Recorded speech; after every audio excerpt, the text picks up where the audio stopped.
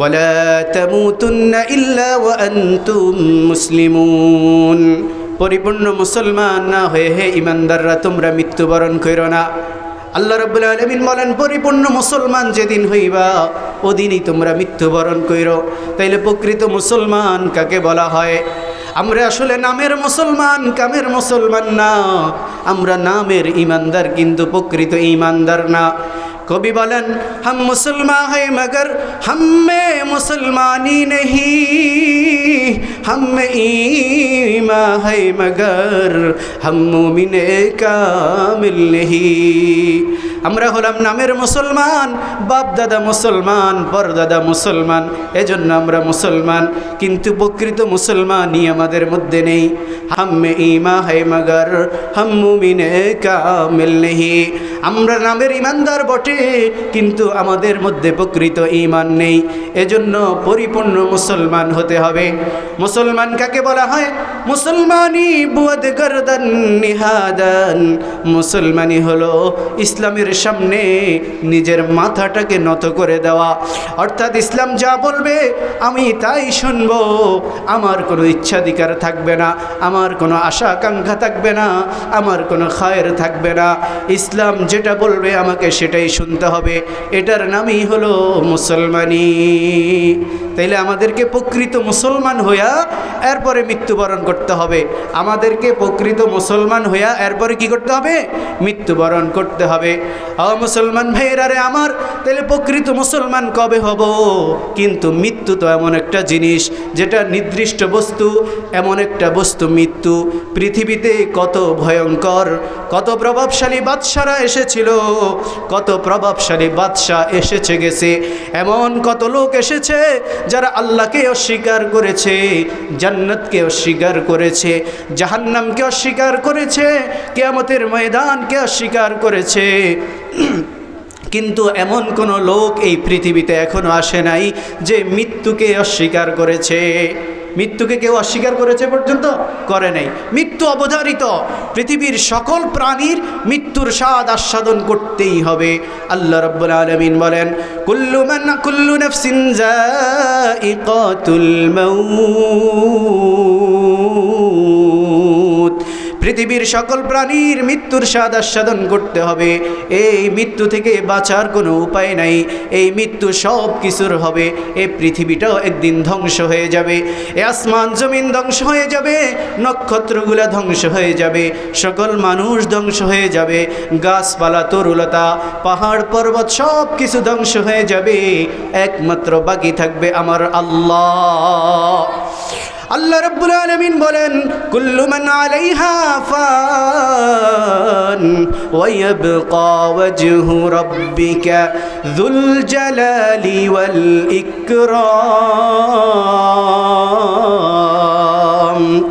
যা আছে ধরায় সবই হবে লয়, চিরগরিয়ান প্রভু সে মহান, রবে অনন্ত অক্ষয়। পৃথিবীর যা কিছু আছে সব কিছু ধ্বংস হয়ে যাবে, একমাত্র বেঁচে থাকবে আমার আল্লাহ। তাইলে আমাদেরকে কি এই দুনিয়াতে আমরা থাকতে আসছি না যেতে আসছি? এই দুনিয়া থেকে আমরা যেতে আসছি। এই দুনিয়ায় আমরা মুসাফির। কিছুদিনের জন্য আল্লাহ তাআলা আমাদেরকে আখিরাতের পুঁজি কামাইয়ের জন্য এই দুনিয়াতে পাঠিয়েছেন। यहाँ हम सब मुसाफिर हैं, वही आखिर ठिकाना, कोई आगे रवाना है, कोई पीछे रवाना। এই দুনিয়াতে আমরা মুসাফির হিসেবে আছি। এই দুনিয়াতে আমরা কিছুদিনের জন্য আছি। এক পর্যায়ে আমাদেরকে আল্লাহর দরবারে চলে যেতে হবে। কেউ যেতে হবে আগে, কেউ যেতে হবে পরে। অনেক সময় দেখা যায় বাপ আগে চলে যায়, ছেলে সন্তানরা পরে মারা যায়। আবার এমন হয় অনেক বাবার কাঁধে সন্তানের লাশ। আছে না? না এমন আছে। আজকেও একটা জানাজা দিয়ে এসেছি, বাপের কাঁধে সন্তানের লাশ। আল্লাহু আকবার। যে কোনো মুহূর্তে আমাদেরকে চলে যেতে হবে। এই মৃত্যু থেকে বাঁচার কোনো উপায় নাই। এই মৃত্যু হবেই হবে। এই মৃত্যু থেকে কোনো রকমের রেহাই পাওয়ার কোনো সুযোগ নাই। এই দুনিয়াতে আল্লাহ রাব্বুল আলামিন আমাদেরকে কামাইয়ের জন্য পাঠিয়েছেন, আখিরাতের পুঁজি অর্জনের জন্য পাঠিয়েছেন।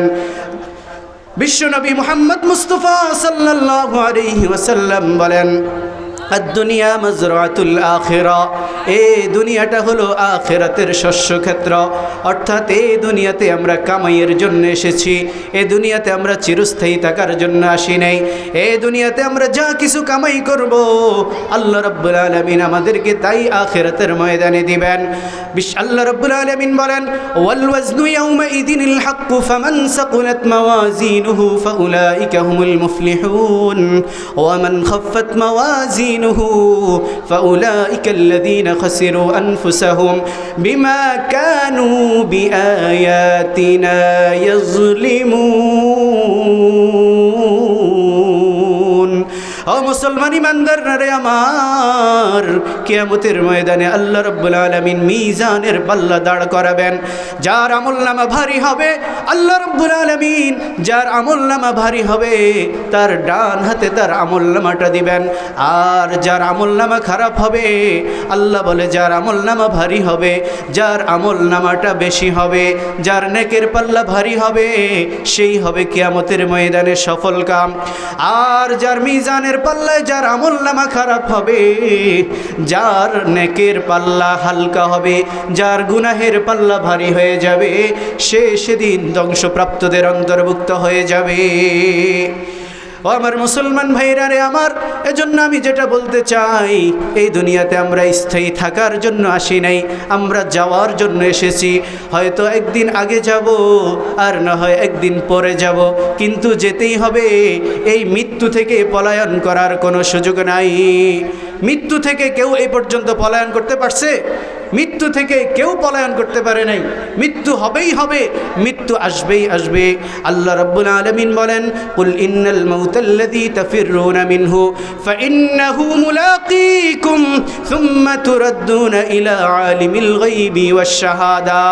ও মুসলমান ইমানদার ভাইরা রে আমার, আমরা মৃত্যু থেকে যে মৃত্যু থেকে পলায়ন করি, আল্লাহ রাব্বুল আলামিন বলেন ওই মৃত্যু তোমাকে পাকড়াও করবেই করবে, ওই মৃত্যু তোমার সাথে মোলাকাত করবে করবে।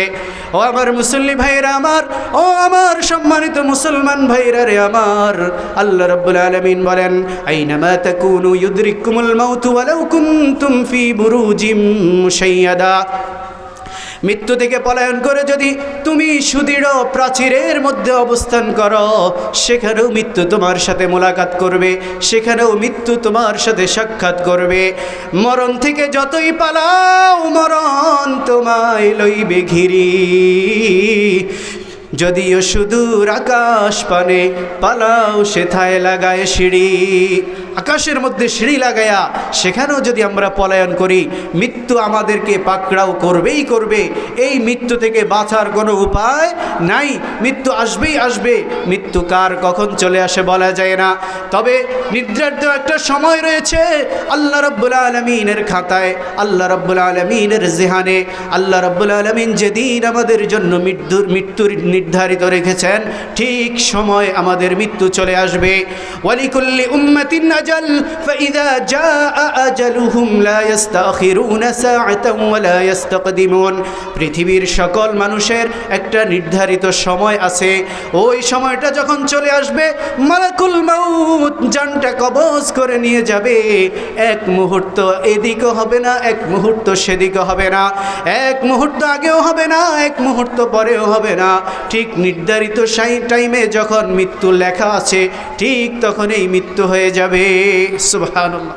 এজন্য মৃত্যুর বেশি বেশি স্মরণ করা চাই, মৃত্যুর জন্য প্রস্তুতি নেওয়া চাই। আমাদের মৃত্যু কোথায় হবে আমরা কি কেউ জানি? বাড়িতে হবে না গাড়িতে হবে না হাসপাতালে হবে, ঢাকায় হবে না কুমিল্লা হবে না চাঁদপুরে হবে, দেশে হবে না বিদেশে হবে, কার মৃত্যু কোথায় হবে আমরা কেউ জানি না, জানি না। আল্লাহ রাব্বুল আলামিন বলেন, ইযা কাদাল্লাহু বিআবদিন আইয়ামুতা বিআরদিন জাআলা লাহু ইলাইহা হাজা। যেই বান্দার মৃত্যু যেখানে লেখা আছে, ওই বান্দার মৃত্যু সেই জমিনেই হবে।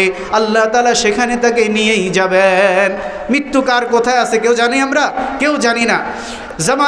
জামানার ইমাম মালিক রহমতুল্লাহি আলাইহি, বড় চারজন ইমামের মধ্যে একজন ইমামের নাম হলো ইমামে মালিক রহমতুল্লাহি আলাইহি। কি নাম বললাম?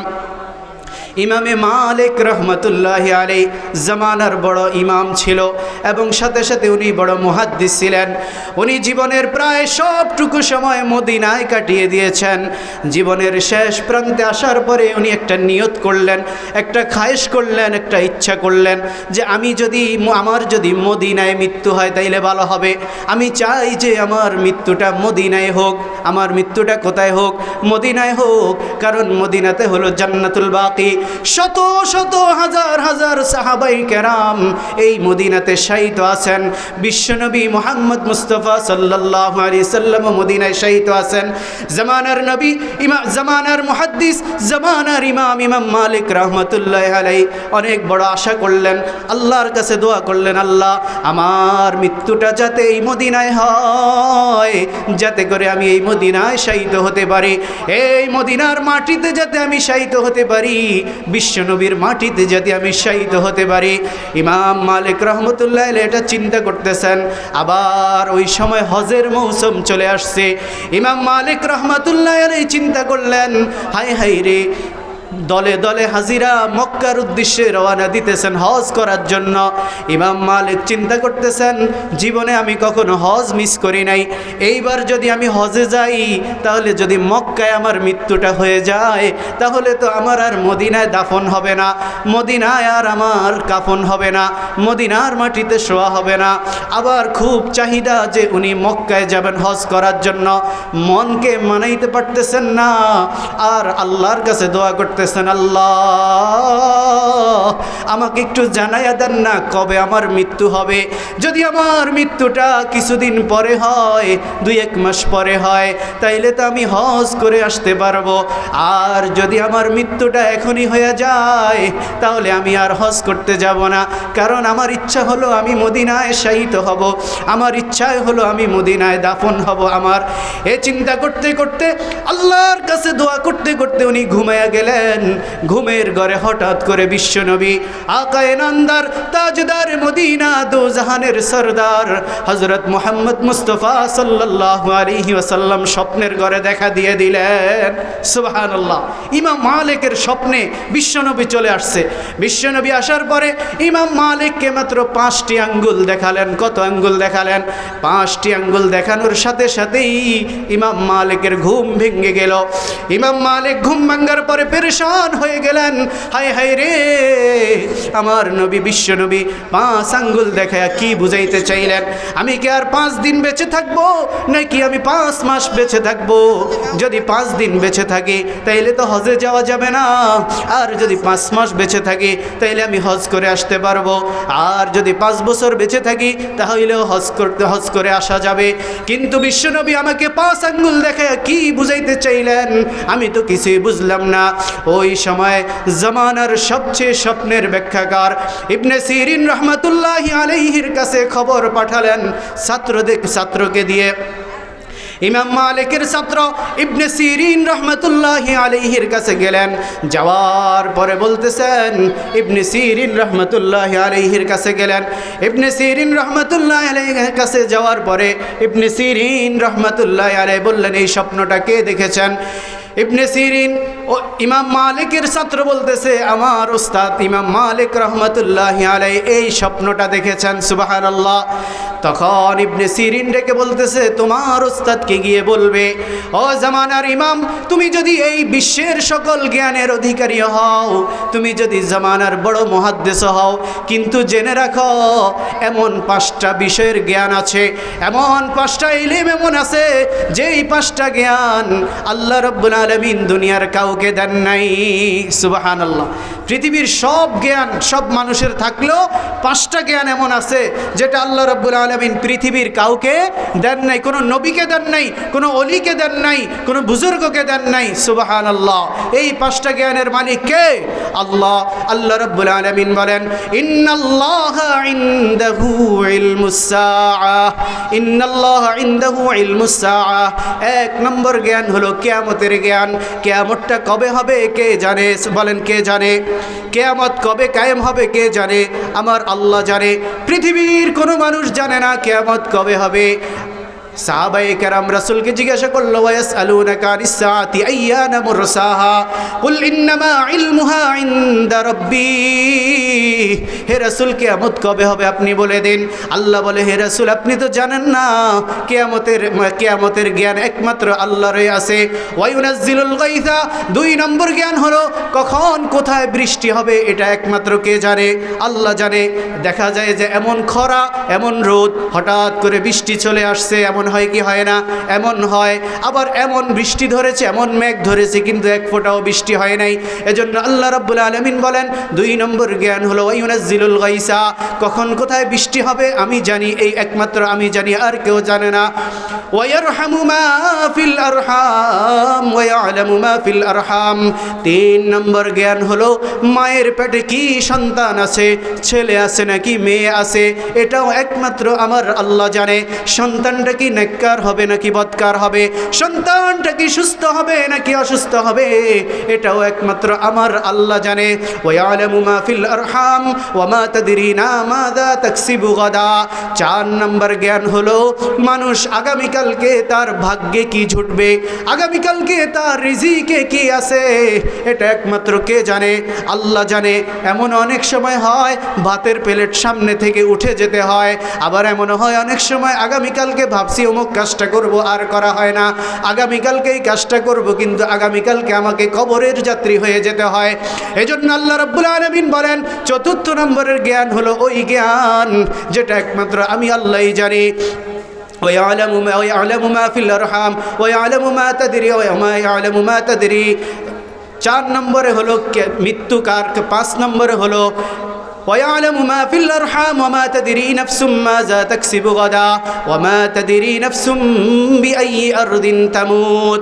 কার কোথায় কোন জমিনে মৃত্যু হবে এটা একমাত্র কে জানে? আল্লাহ জানে। এজন্য ইমাম মালিক রাহমাতুল্লাহি আলাইহিকে ইবনে সিরিন জানায়া দিলেন, তুমি এই আয়াতটা পড়ো, এই আয়াতটা স্মরণ করো। তুমি যে জানতে চাইলা কবে তোমার মৃত্যু হবে, এই জ্ঞানটা তো আল্লাহ তাআলা পৃথিবীর কাউকে দেয় নাই। ওই যে রাসূল সাল্লাল্লাহু আলাইহি ওয়াসাল্লাম স্বপ্নে এসে তোমাকে 5 আঙ্গুল দেখাইলেন, এই 5 আঙ্গুলের ব্যাখ্যা হলো রাসূল সাল্লাল্লাহু আলাইহি সাল্লাম বলতে চাইলেন যে জামানার ইমাম, তুমি যত বড় ইমামই হও না কেন, যত বড় মুহাদ্দিসই হও না কেন, এই 5টা জ্ঞান তুমি জানতে চাইও না। এই 5টা জ্ঞান কোনো নবীকে দেওয়া হয় নাই, এই 5টা জ্ঞান একমাত্র আমার আল্লাহরই জানা আছে। সুবহানাল্লাহ। তাইলে মৃত্যু কার কখন হবে এটা আমরা কেউ জানি না, যে কোনো সময় আমাদের মৃত্যু চলে আসতে পারে। এজন্য বেশি বেশি মৃত্যুকে স্মরণ করা চাই। আকসিরু যিকরা হাজিমিল লাজ্জাতিল মাউত, রাসূল বলেন তোমরা বেশি বেশি মৃত্যুকে স্মরণ করো, বেশি বেশি মৃত্যুকে স্মরণ করো। আমরা রাজি আছি ইনশাআল্লাহ? মৃত্যুর জন্য প্রস্তুতি নিতে রাজি আছি? আল্লাহ রাব্বুল আলামিন আমাদেরকে মৃত্যুর স্মরণ করে মৃত্যুর জন্য প্রস্তুতি নিয়ে রাখার তৌফিক দান করুন, বলেন আমিন। ওয়া আখির দাওয়ানা আলহামদুলিল্লাহি রাব্বিল আলামিন। আসসালামু আলাইকুম ওয়া রাহমাতুল্লাহি ওয়া বারাকাতুহু।